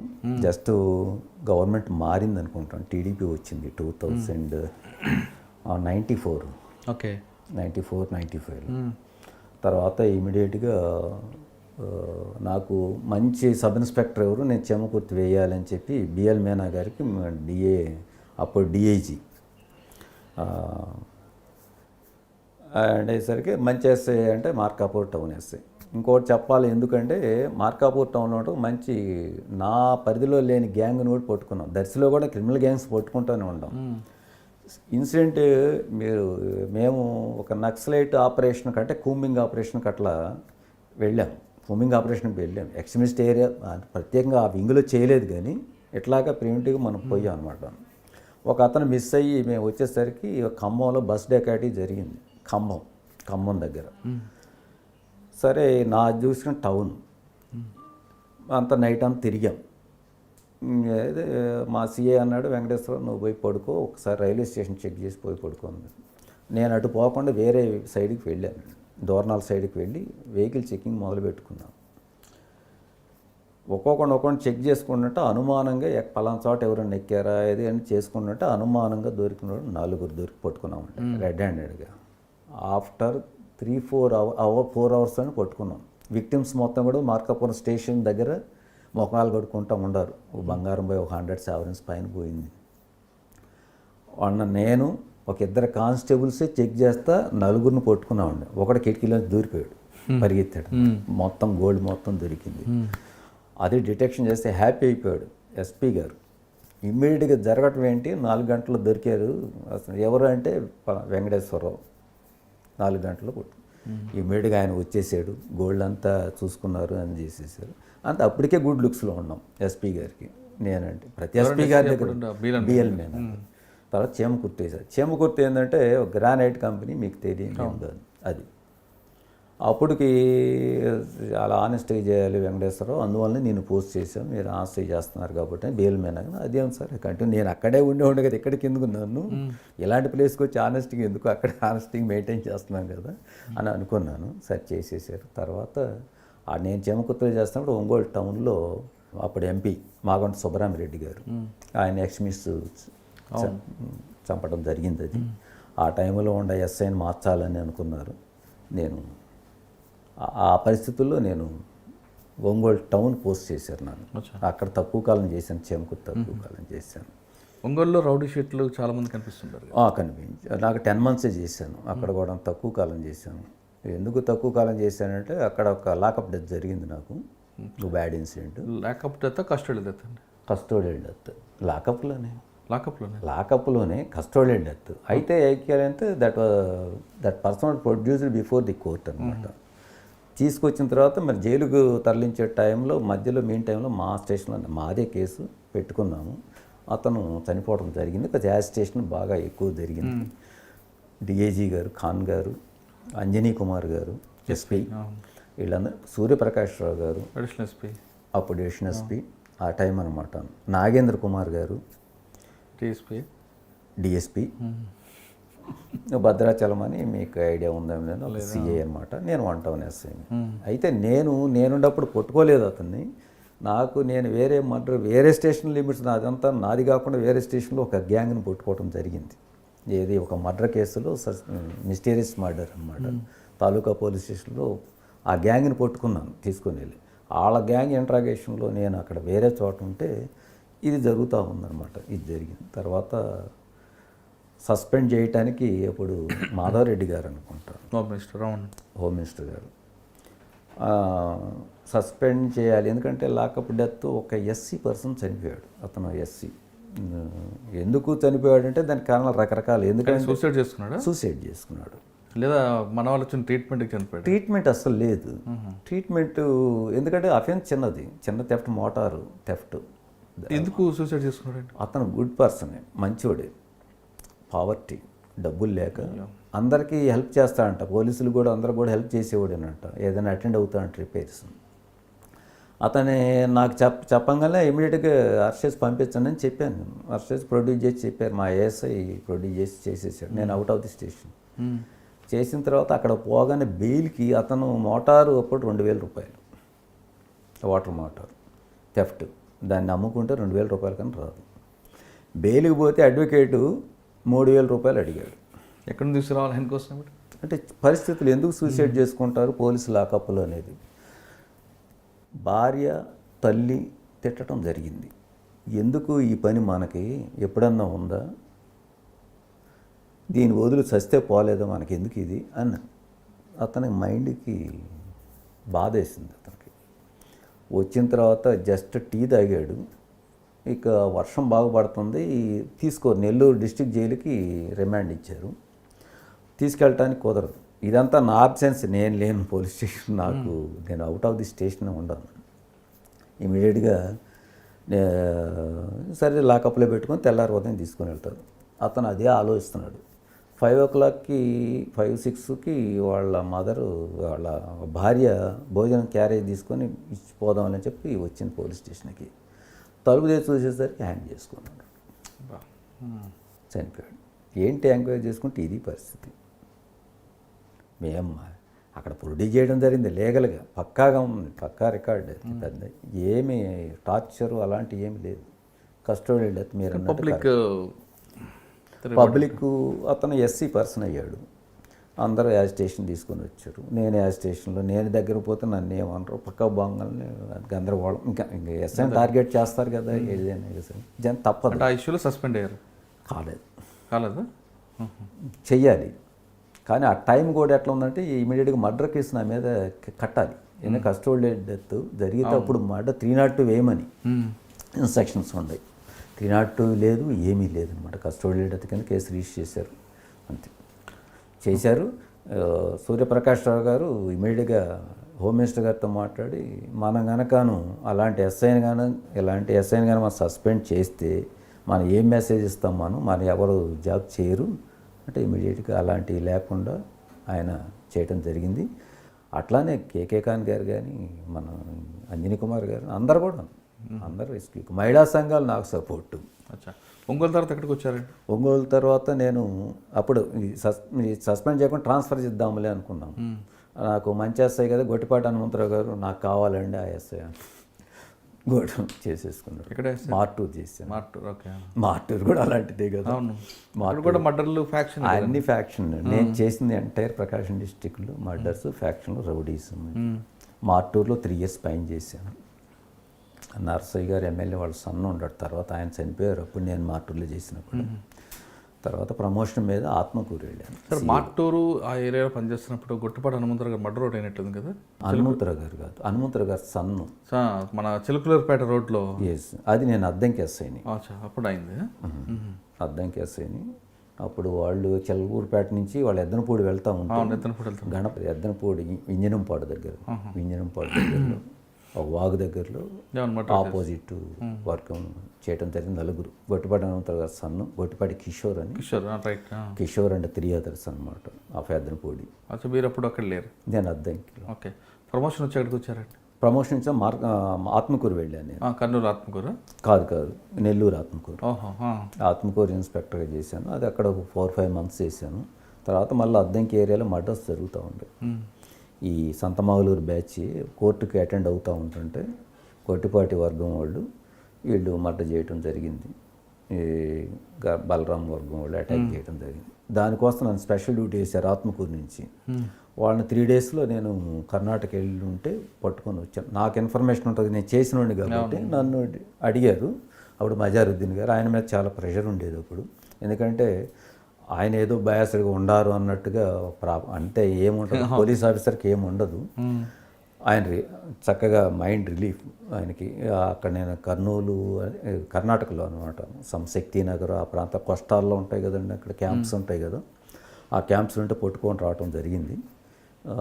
పట్టుకొని వీళ్ళకి అప్పచెప్పాను, నేను వెళ్ళాను. తర్వాత మాకు ఆ ఇన్స్పెక్టర్ కావాలి, అతనికైతే అన్నీ తెలుసు అని చెప్పి బై దట్ టైం నర్సయ్య గారు, గొట్టిపాటి హనుమంతరావు గారి సన్ను ఎమ్మెల్యే అనమాట, ఆయన మా ప్రెషర్ తీసుకొని వచ్చారు. బలరాం గారి అతనైతే పర్లేదులే, మాకు ఇక అందరు తెలిసిన అందరికి మంచిదేలే అని చెప్పి. ఎట్లా ఉంటుందంటే పోస్టింగ్లు అన్నీ కూడాను మనకు తెలియకుండా జరుగుతూ ఉంటాయి. ఇంట్రెస్ట్గా ఆఫీసర్స్ కూడా వేస్తారు. మార్టూరు ఇచ్చారు మాది ఇక్కడ అద్దంకి ఇచ్చారు. మరి మీరు స్టార్టింగ్లో పంచిన అద్దంకి తర్వాత ప్రమోషన్ అద్దంకి తేడా ఉందా? ఏం లేదు, నాకు ఆ గ్రిప్ ఉంది. మళ్ళీ జరగవు అంతే. ఒక సంతమాగులూరు లిమిట్స్లో అద్దంకి సీఏగా ఉండరు, సంతమాగులూరు పోలీస్ స్టేషన్ లిమిట్స్ కూడా నా కిందే వస్తుంది. బలికొర కూడా.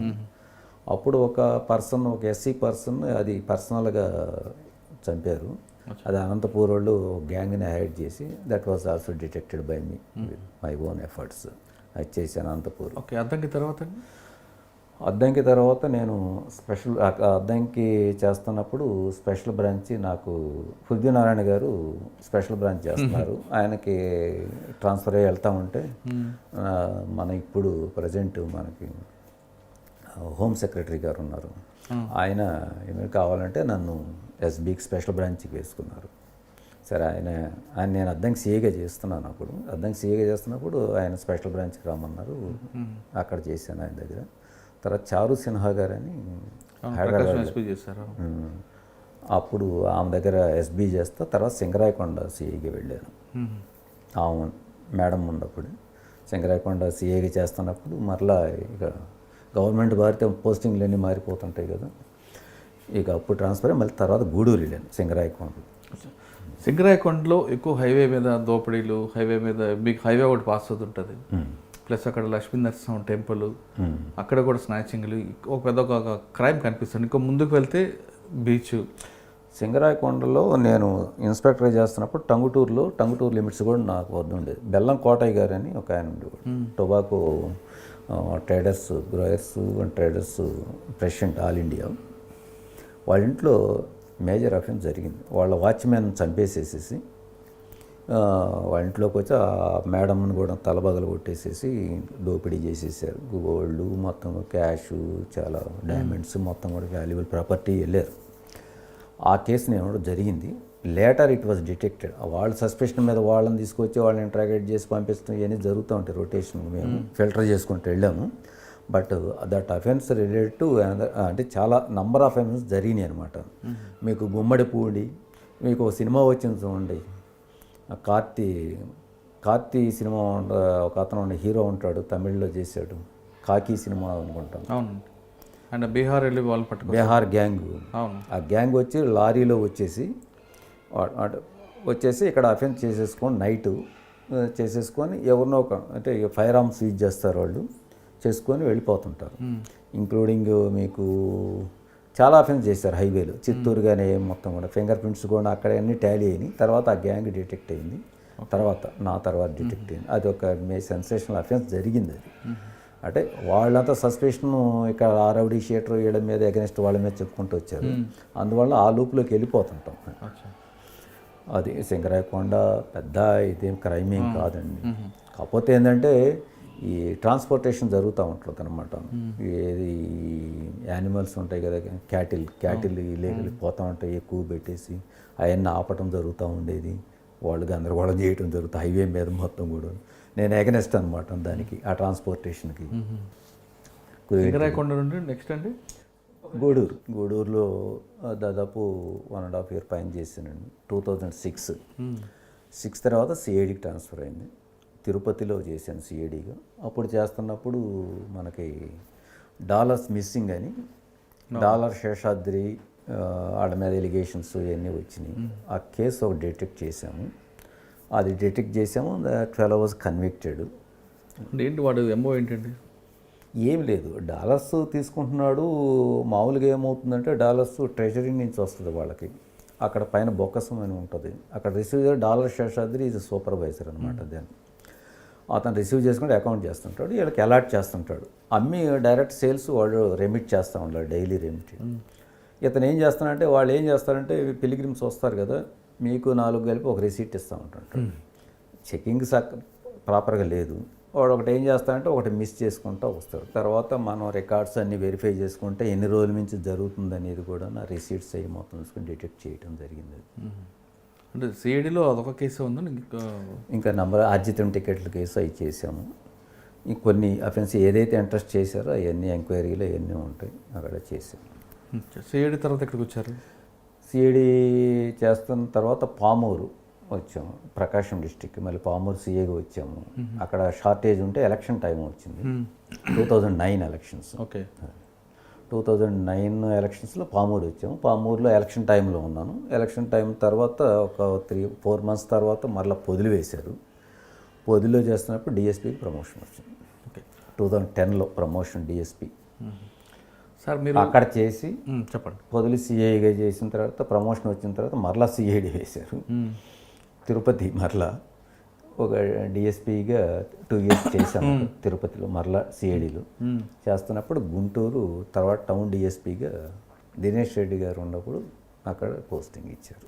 ఓకే సార్, మనం ఒకసారి వెనక్కి వెళ్తే మీరు పరచూరు చేయలేదు కానీ ఇంకోలు పరచూరు చేశారు, ఇంకోలు చేయలేదు. మీరు ఇంకోలు చేయలేదు. ఇంకోలు సర్కిల్ ఉంది, మీరు చేయలేదు అంటే మీకు కానీ ఆ టోపోగ్రఫీ ఆ క్యారెక్టర్ మీద మీకు ఐడియా ఉంది కాబట్టి.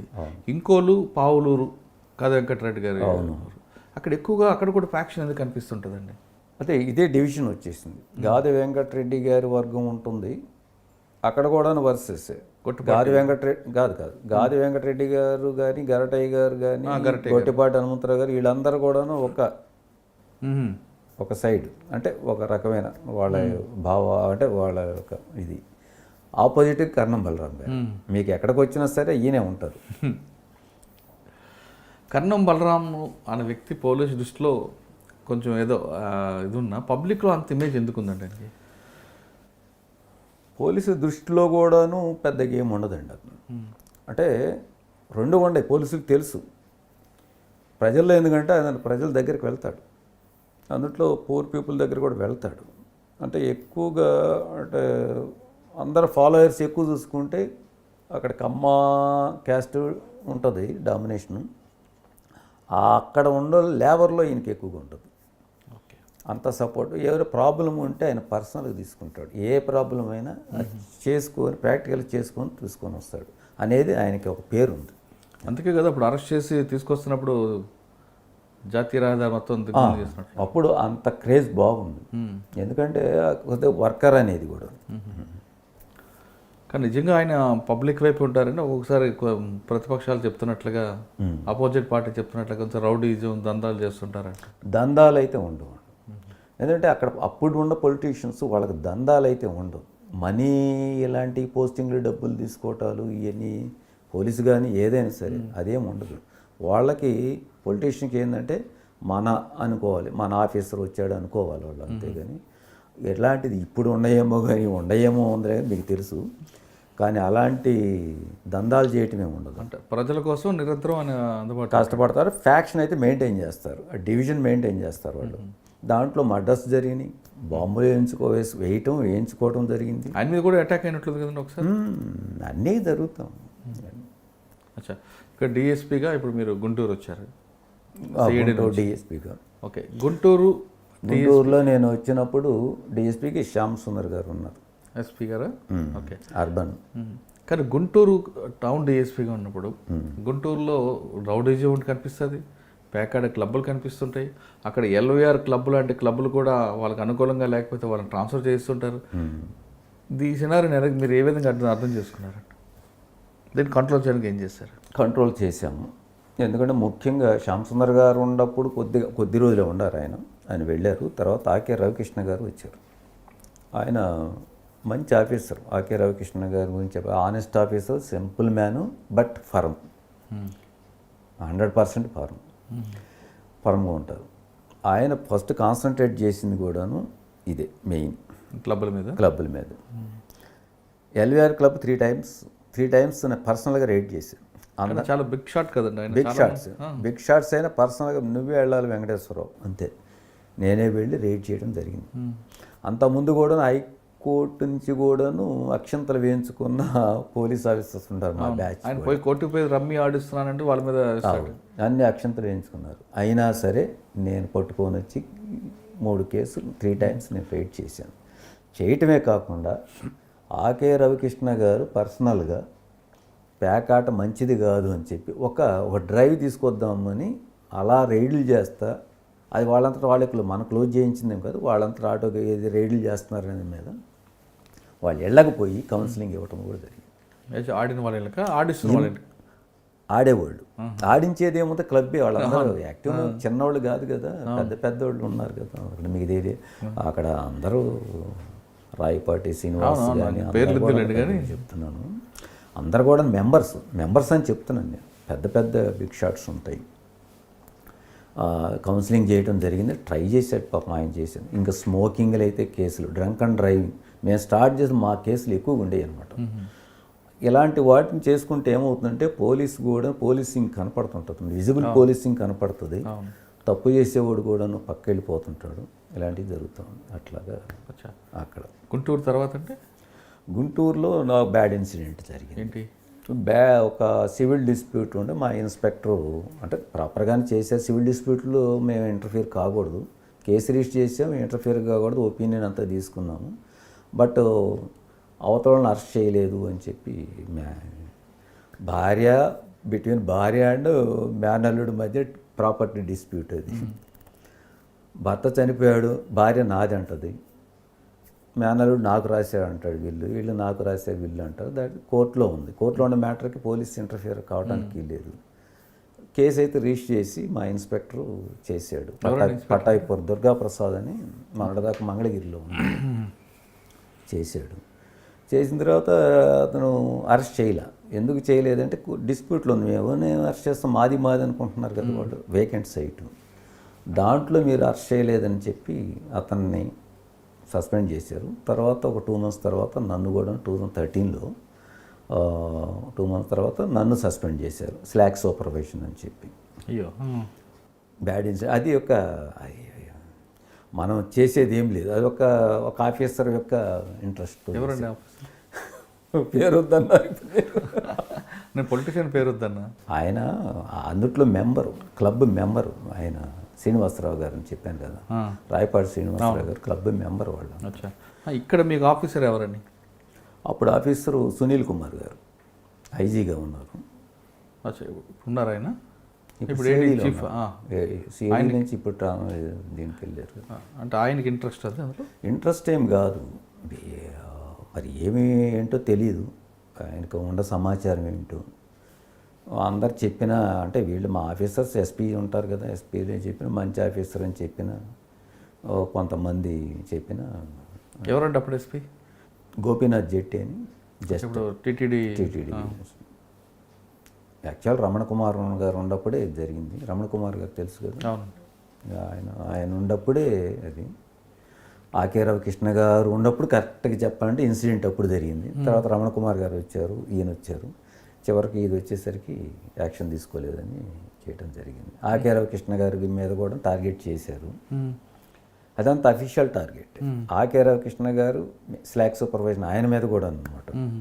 అందరు మీరు తీసుకోలేదు, మేము ఎట్లా తీసుకుంటాం, లీగల్ ఒపీనియన్ తీసుకున్నాము, అసలు కోర్టులో ఉంది, అసలు ఎంఆర్ఓకి లెటర్ రాసాము తహసీల్దార్కి, ఆ డిస్ప్యూట్ అది పొలిటికల్ మోటివ్ అన్నట్లు. పొలిటికల్ కూడా ఉంది, అది ఒక రకమైనది. అది కరెక్ట్గా చెప్పాలంటే అప్పుడుండ మన కన్నా లక్ష్మీనారాయణ గారు మినిస్టర్గా ఉన్నారు, ఆయనకి అగెనెస్ట్ జరుగుతూ ఉంది అప్పుడు. బై దట్ టైం ఆయనకి అగెనెస్ట్గా ఆ గవర్నమెంట్ పొలిటికల్ మోటివేట్లో పోలీసులు సఫర్ అవుతుంటారు. పక్కాగా మాది అదే. నాకు ఎప్పుడు బ్యాడ్కి ఇంత లేదు. చెప్పాను కదా, ఒంగోలు టౌన్లో ఒక కస్టమర్ డెత్ జరిగితే, ఒక ఎస్సీ పర్సన్ లాంటి వాడు జరిగితే, ఒక మంచి వ్యక్తే చనిపోయాడు, అలాంటప్పుడే నా మీద యాక్షన్ తీసుకోవటం లేదు. కానీ సింపుల్ థింగ్, మా ఇన్స్పెక్టర్కి కనెక్షన్ లేదు మాకు లేనప్పుడు ఈ దీంట్లో మేము బ్యాడ్. నెక్స్ట్ అది తర్వాత ఒక 2 monthsలో ఇమీడియట్గా చేస్తామన్నారు. అక్కడ పొలిటికల్గా ఏమవుతుందంటే, కొంతమంది అతను తప్పు చేయలేదు కదా, ఇక్కడనే పోస్టింగ్ ఇవ్వాలని చెప్పి పొలిటికల్ ప్రెషర్ వచ్చేసింది. వన్స్ సస్పెండ్ చేసిన తర్వాత బయటికి పంపిస్తారు, ఎక్కడైనా పోస్టింగ్ బయట ఇస్తాం కానీ ఇక్కడ ఏమని అన్నారు. అది అట్లా డిలే 2 months అయిపోయింది. ఈలోపు మా సన్ మ్యారేజ్ చేసేసుకున్నాను నేను. టైం దొరికింది. రిజైన్ చేద్దాం అనుకున్నాను, ఎందుకంటే నేను కాస్త సెన్సిటివ్గా ఉంటాను, తట్టుకోలేకపోయాను. ఎప్పుడూ లేదు అది, ఫర్ నథింగ్ సస్పెన్షన్ అంటే ఓకే, గుంటూరు తర్వాత ఎక్కడ ఆ పోస్ట్ అదే సస్పెండ్ ఎత్తిన తర్వాత అండి? సస్పెండ్ రివోక్ ఆర్డర్ రివోక్ అయిన తర్వాత నేను మళ్ళీ సిఐడికి వేశారు. గుంటూరు సిఐడిలో ఉన్నాను. కొన్ని నెలలు చేసిన తర్వాత promotion, additional SP. Okay, next posting ఇది. ఇక్కడ జస్ట్ టైం ముందు అడ్మిన్కి వచ్చాను. ఎంతకాలం చూసారు ఇక్కడ? ఇక్కడ 3 years పైన చేశాను. Additional SP admin 3 years 2 months చేశాను. అప్పుడు మీకు ఎవరో ఎవరంటే యోగానంద గారు ఒకరు, అప్పుడు ఫస్ట్ అతుల్ సింగ్ గారు ఉండేవారు. ఓకే, అతుల్ సింగ్ గారు ఉన్నప్పుడు హుడ్ టైం అనమాట. అప్పుడు మా బ్యాచ్మేట్స్ లక్కీగా మా అంతా నేను మహేంద్ర పాత్ర ట్రాఫిక్ ఉన్నారు, పి రవికుమార్ అని ఇప్పుడు ఎస్పీ ఐపీఎస్ విజిలెన్స్లో ఉన్నారు, ఆయన స్పెషల్ బ్రాంచ్లో ఉన్నారు. రవికుమార్ అని, ఓకే, వరదరాజు అని ఆయనకు కూడా ఐపీఎస్ వచ్చింది మొన్న, ఆయన కూడా క్రైమ్లో ఉన్నారు. ఈ 4 పిల్లర్స్ లాగా మాది బాగుంటుంది. చక్కగా మేము కోఆర్డినేషన్ చక్కగా ఉంది. చాలా నీట్గా చేసుకోవడం జరిగింది, అందరం కలిసి కూడా చాలా హ్యాపీగా 3 years ఎట్లా గడిచిపోయిందో తెలియదు. అడ్మిన్ సార్ ఇప్పుడు మీరు చేసిన కమిషనర్లో యోగానంద్ గారు, అతుల్ సింగ్ గారు కనిపిస్తున్నారు, మధ్యలో అమిత్ గారు. ఈ ముగ్గురులో ట్రెడిషనల్ బేసిక్ పోలీసింగ్ ఎవరు చేసేవారు? అతుల్ సింగ్ గారు కొద్ది కాలం ఆయన టెంపరీగా ఇన్ఛార్జ్. ఆయన పక్కన పెడితే అమిత్ గారు ఎవరి స్టైల్ వాళ్ళదే. అమిత్ గారిది, యోగానంద్ గారిది, ఎవరి స్టైల్ వాళ్ళదే. పర్ఫెక్ట్ ఆఫీసర్, స్ట్రైట్గా ఉంటుంది ఇన్స్ట్రక్షన్స్, ఇద్దరే అంతే ఉంటుంది. అంటే మీకు టోటల్ మీ సర్వీస్లో మీకు బాగా నచ్చిన ఆఫీసర్ ఎవరండి? అందరు నచ్చారు. నచ్చిన ఆఫీసర్ నాకు అగెనెస్ట్గా కానీ ఇది చెయ్యని చెప్పిన ఆఫీసర్స్ ఎవరు లేరు నా సర్వీస్లో. ప్రత్యేకంగా నువ్వు ఇది చెయ్యని లేదు.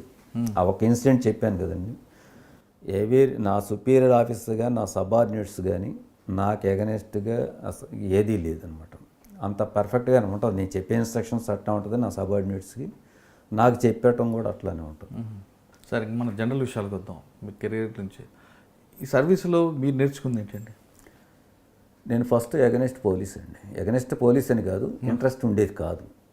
Once join in police department very much interested అనమాట. ఇది చాలా మనం సమాజానికి ఎంతో కొంత చేయటానికి, అంటే బహిరంగ అంటే మనం ఓపెన్గా చేయటానికి అవకాశం ఉన్న డిపార్ట్మెంట్ ఇది. ప్రజలకి రక్షణ, ఒక పూరానండి, ఒక ఎవరికైనా మనం కూడాను. ఓకే, మీరు ఆ లక్ష్యం ఒక రాకూడదు అనుకున్నది వచ్చారు, ఇక్కడికి వచ్చిన తర్వాత ఒక ప్యాషన్గా తీసుకున్నారు, మరి ఇంట్రెస్ట్గా పనిచేశారు. పబ్లిక్కి మీరు మీరు అనుకున్న గోల్ రీచ్ అయ్యారా పబ్లిక్ దగ్గరికి?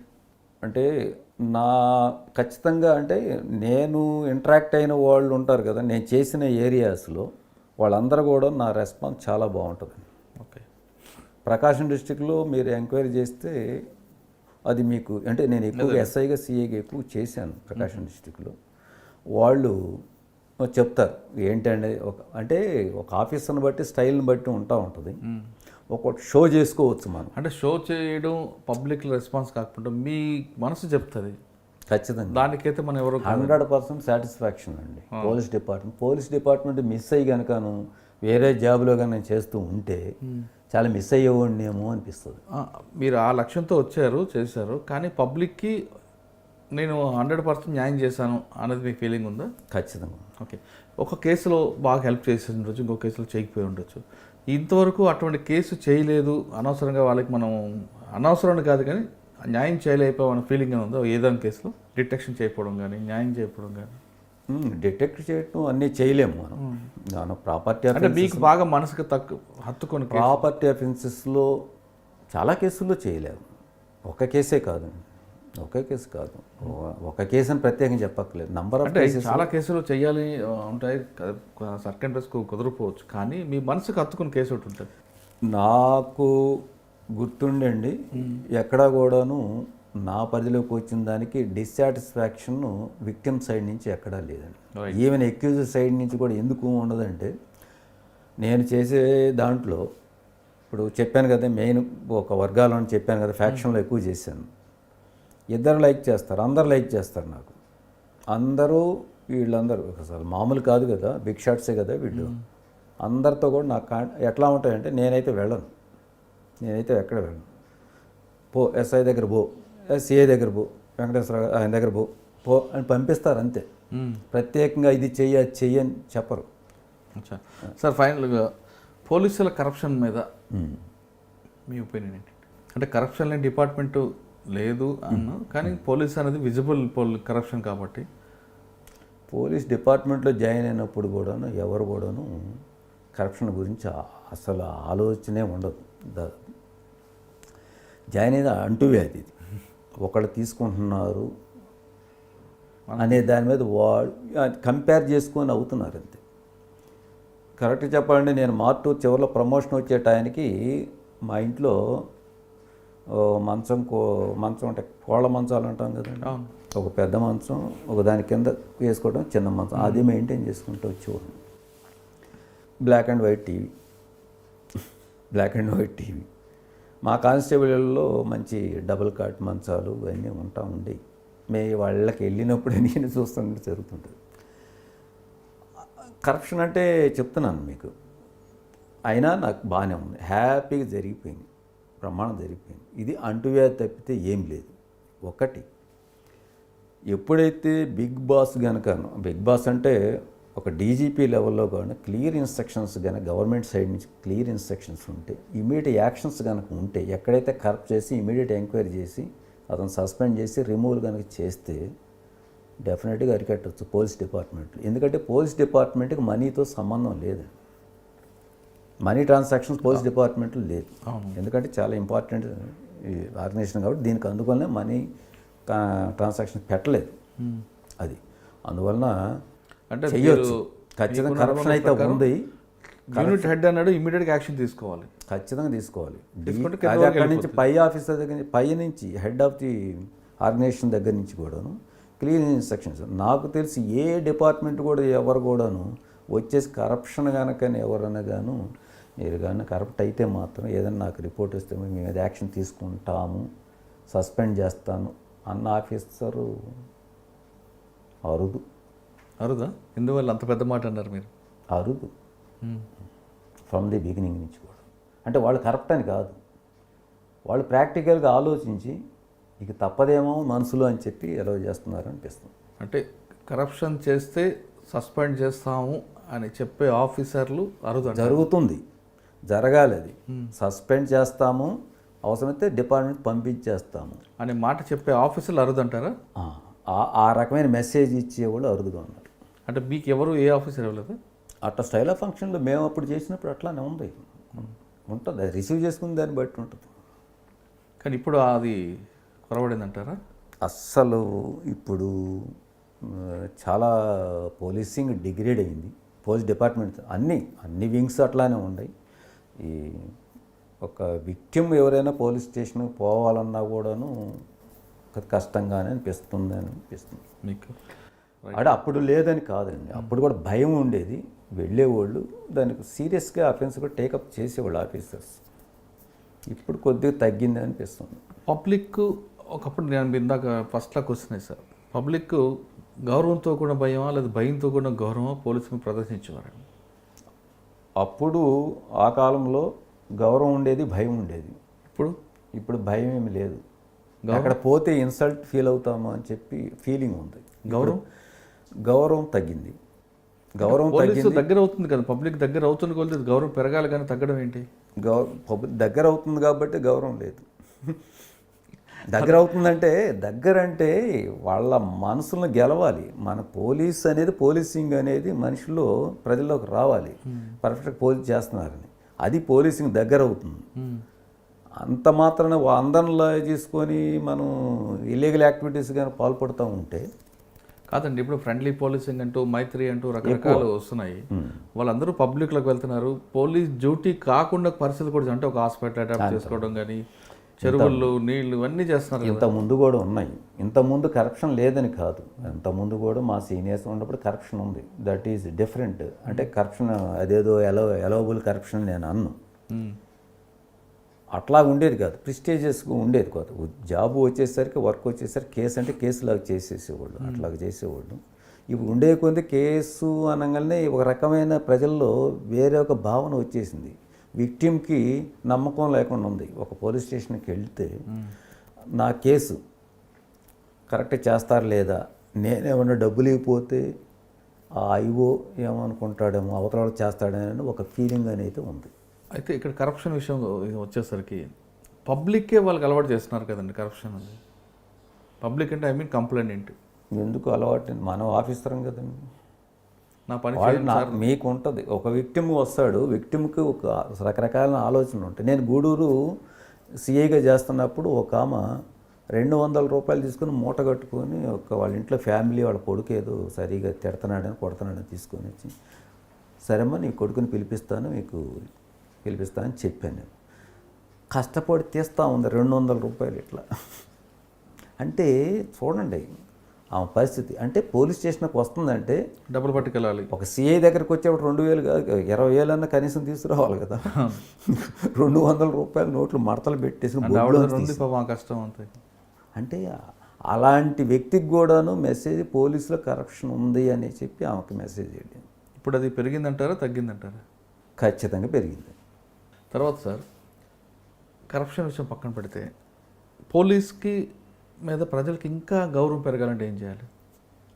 అంటే గౌరవం తగ్గింది మీరు అంటున్నారు, కనీసం అది ప్రొటెక్ట్ చేసే వరకు ఉన్నదానికైనా కాపాడుకోవాలి కదా, మరి కిందకి వెళ్ళిపోకుండా. ఫ్రాంక్గా చెప్పాలంటే అండి, when compare to other departments కూడా చూస్తారు కాబట్టి, సిస్టర్ డిపార్ట్మెంట్స్ని చూస్తున్నారు కాబట్టి, వాళ్ళకి మిగతా డిపార్ట్మెంట్లో ఇచ్చే రెస్పెక్ట్ పోలీసుల్లోనే ఉంటుంది. పోలీస్ స్టేషన్కి వెళితే మీకు కొన్ని సదుపాయాలు ఉంటాయి, మీకు వేరే ఒక అదర్ ఆఫీసెస్ పోతే మీకు ఏమి ఉండదు. రిసీవింగ్ కూడాను when compare to police department కంపారిటివ్గా చెప్తున్నాను అంతగా ఉండదు. అది కాదు, ఆ కంపారిజన్ చూసుకుంటున్నారు కాబట్టి పోలీస్ డిపార్ట్మెంట్ బెటర్ అనిపిస్తుంది నాకు.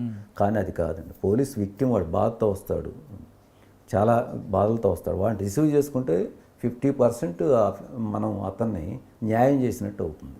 వచ్చి కూర్చుంటాడు, కూర్చున్నప్పుడు కూర్చో అంటే చాలు, మంచి మాటలతో చెప్తే అసలు ఇన్ఫర్మేషన్ దానికి రూట్ కాజ్ ఏందో వాళ్ళే చెప్తారు. అంతవరకు దాచి పెడతారు. మొత్తం అయ్యా జరిగింది ఈ కారణం వలన ఇది నన్ను కొట్టాడు చెప్తారు. అంటే మనం రిసీవింగ్ కరెక్ట్ లేకపోతే అది వేస్ట్. ఖచ్చితంగా లేకపోతే ఇన్ఫర్మేషన్ రాదు. అంటే మనం అరే తురే అని పిలవడం కూడా వాళ్ళకి ఖచ్చితంగా తప్పు. రిసీవింగే అవన్నీ ఉన్నాయి, అవన్నీ వలన పోవాలి. ఇప్పుడు అంటే ఇప్పుడున్న జనరేషన్లో మంచి హైలీ ఎడ్యుకేటెడ్ కానిస్టేబుల్ వస్తున్నారు కాబట్టి రిసీవింగ్ బాగుంది అనుకోవచ్చు. అంటే మీరు చెప్పేది అంటే రిసెప్షన్ అనేది పర్ఫెక్ట్ ఉండాలండి. ఇప్పుడు నా రిసెప్షన్ సెంటర్స్ అన్నీ వచ్చినాయి. ఇప్పుడు అంత పాతకాలంలో ఇవన్నీ ఏం లేదు. ఆ రైటర్ ఉండేవాడు, లేదా సబ్ ఇన్స్పెక్టర్ ఉంటే ఇమీడియట్గా వచ్చేవాడు. ఇప్పుడు చాలా పెట్టారు. ఎవరి పని వాళ్ళు బిజీ ఎక్కువైపోయింది, వర్క్ అయిపోయింది. వర్క్ అంటే ఈ కంప్యూటర్ దీంట్లోనే నాకు రిసెప్షనిస్టులు డ్యూటీలు ఏదో రకరకాలుగా పెట్టుకొని ఉన్నారు. అందరు కూడా ప్రాపర్గా చేయలేకపోతున్నారు, రిసీవ్ చేసుకోలేకపోతున్నారు, చేయట్లేదు. అంటే అట్మాస్ఫియర్ కాదు కానీ ముందు మన వే ఆఫ్ టాకింగ్ కరెక్ట్ ఉండాలి. ఎంత దీనికి సంబంధించి కోర్సెస్ కండక్ట్ చేస్తున్నారు, బిహేవియర్ అప్రోచ్ మొత్తం కూడా చేస్తున్నారు. అయినా సరే మనకి ఆ డిపార్ట్మెంట్లో ఉన్న దాంట్లోకి అలవాటు పడిపోతున్నారు, ఒకళ్ళని చూసి ఒకళ్ళు. అంతే. దానికి సొల్యూషన్ ఏంటంటే? సొల్యూషన్ ఏం లేదు. ఇది నేను చెప్పాను మీకు ఇంతకుముందు. యాక్షన్, డిసిప్లినరీ యాక్షన్ పర్ఫెక్ట్గా ఉంటే ఇవన్నీ ఏముండవు. ఇప్పుడు మాకు నేను చెప్పాను, నా మీద సస్పెండ్ చేశారు. అట్లాంటి యాక్షన్లో నన్ను సస్పెండ్ చేశారు. వాళ్ళకి ఆఫీసర్స్కి ఇది ఇతని యొక్క ఫాల్ట్ ఉంది, లేకపోతే సమ్ లేకుండా ఉంది ఈయన దగ్గర అని చేశారు. అది భయం రావాలి సబార్డినేట్స్కి. ఆ భయం పెట్టాలంటే పై ఆఫీసర్ యొక్క ఆయన ఆయనకి ఇంటిగ్రిటీ కూడాను కరెక్ట్గా ఉండాలి. కరెక్టే. ఇక్కడ అందరినీ సస్పెండ్ చేసుకుంటూ పోతుంటే అందరు ఎందుకు అవుతారు? అందరు తప్పు చేయని వాళ్ళు ఎవరు ఉంటారు? అందరు బ్యాడ్ అని అనుకుంటారు. ఏదో తప్పు చేస్తుంటారు, ఏదో తప్పు ప్రొటెక్ట్ చేయాలి కదా. ఇప్పుడు అందరూ ఎట్లా అందరూ ఉండరు. 1 or 2 అయితే డిసిప్లిన్ యాక్షన్ కనుక తీసుకుంటే ఆటోమేటిక్ సెట్ అవుతుంటుంది. నన్ను ఇప్పుడు మీ మీద యాక్షన్ తీసుకుంటే ఆటోమేటిక్గా నేను ఒక కరప్ట్ పర్సన్ని, నేను ఖచ్చితంగా సెట్ అవుతాను, భయంతో ఖచ్చితంగా సెట్ అవుతాను. ఫైనల్గా సార్, డిపార్ట్మెంట్లో కొత్తగా రావాలనుకుంటున్నారు చాలామంది. పోలీస్ డిపార్ట్మెంట్ వెళ్ళాలి, యూనిఫామ్ వేసుకోవాలి, పబ్లిక్ సర్వీస్ చేయాలి, లేదా కొంతమంది లాఠీ పట్టుకొని తిరగచ్చు, ఇటువంటి అంబిషన్స్ వస్తుంటారు. ఆ విధంగా డిపార్ట్మెంట్లో వచ్చే వాళ్ళకి మీరు ఇచ్చే మెసేజ్ ఏంటి? అంటే పబ్లిక్లో ఏం ఆశించే వస్తున్నారు, పబ్లిక్ మన దగ్గర ఏం ఆశిస్తున్నారు, పబ్లిక్లో మంచి ఇమేజ్ రావాలి పోలీస్కి. ఫస్ట్ ఆఫ్ ఆల్ పోలీస్ స్టేషన్కి వెళ్ళకూడదు అనేది ఉంటుంది ఎవరైనా. ఇప్పుడు నేనైనా కానీ రిటైర్ అయిన ఏ పోలీస్ ఆఫీసర్ని మీరు మాట్లాడినా, ఎంతమంది పోలీస్ స్టేషన్తో కాంటాక్ట్ అవుతున్నారు ఇప్పుడున్న ప్రజెంట్ పోలీస్ వాళ్ళతో ఏదన్నా విషయం చెప్పడానికి ఏంటంటే అందరు కూడా హెజిటేట్ చేస్తుంటారు. అంటే ఒక రకమైన ఉంటుందన్నమాట, ఒక రకమైన ఏదో బయాసడిగా చెప్తున్నారు అన్నట్టుగా ఉంటుంటుంది. అది పోవాలి ఫస్ట్. నేనేదో లాఠీ పట్టుకోవాలి, షో చేయాలి, యూనిఫామ్ వేసుకోవాలి అనే వచ్చేవాళ్ళకి మాత్రం పోలీస్ డిపార్ట్మెంట్ రాకూడదు. సర్వీస్ అనేది ఆ మోటివ్తోనే వస్తేనే రావాలి. మంచి శాలరీస్ ఉన్నాయి ఇప్పుడు, చక్కనైన శాలరీస్, గవర్నమెంట్ శాలరీస్ చాలా బాగుంటాయి పోలీస్ డిపార్ట్మెంట్. ఇంతకన్నా కావాల్సింది ఏం లేదు. మంచి ఎడ్యుకేషన్ ఇప్పుడంతా చాలా అన్ని బాగా ఫెసిలిటీస్ ఉన్నాయి. ఇంతకన్నా ఏం కావాలి? ఆ కరప్షన్ అనేది పక్కన పెడితే అండి, పోలీస్ డిపార్ట్మెంట్కి మనకి మంచి స్కిల్స్ ఉన్న పోలీస్ మన దగ్గర, మన ఆర్గనైజేషన్ ఏపీ పోలీస్ మంచి ఇంటెలిజెంట్ పీపుల్ అని ఇప్పుడు కూడా నిజాయితీ లేరు పోలీసు, నిజాయితీ గల పోలీసు చాలామంది ఉన్నారు. ఐపీఎస్ కానివ్వండి, మామూలు కానిస్టేబుల్స్ కానీ, ఒక కానిస్టేబుల్ నా దగ్గర పనిచేసే కానిస్టేబుల్ ఒక స్టిల్ హానెస్ట్గా ఉండ కానిస్టేబుల్గా ఉన్నాడు, ₹1 కూడా తీసుకుని, ఈవెన్ డిఎల్ కూడా తీసుకొని కానిస్టేబుల్గా ఉంటారు. అలాంటి వాళ్ళు ఉన్నారు. తీసుకునేవాళ్ళు కొద్దిమంది ఉంటే వాళ్ళ వలన బ్యాడ్ ఇమేజ్ వస్తుంది, తప్పితే ఇంకేం లేదు. ఓకే, పోలీస్ డిపార్ట్మెంట్లోకి రావాల్సిన వాళ్ళు ఖచ్చితంగా ప్యాషన్గా తీసుకోండి, డిసిప్లిన్తో ఉండండి. అంతేగాని షో పుటప్ కోసం మాత్రం అయితే ఈ డిపార్ట్మెంట్కి రావద్దు అంటూ ఖచ్చితంగా తేల్చి పారేశారు వెంకటేశ్వర గారు.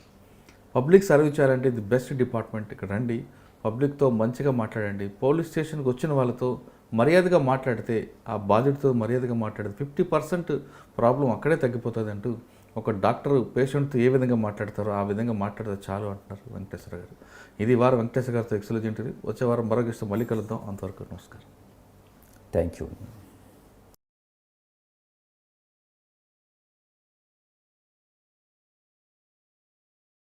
మీరు చూస్తున్నారు ఐ డ్రీమ్ న్యూస్ని. Please subscribe I dreams For more videos, subscribe. I Dream. Please subscribe for more videos. I dream. I dream. For more videos, Subscribe, I dream. Please subscribe. Subscribe I dream channel. Do subscribe. I dream. I dream ఛానల్ని subscribe చేయండి. Do watch I dream.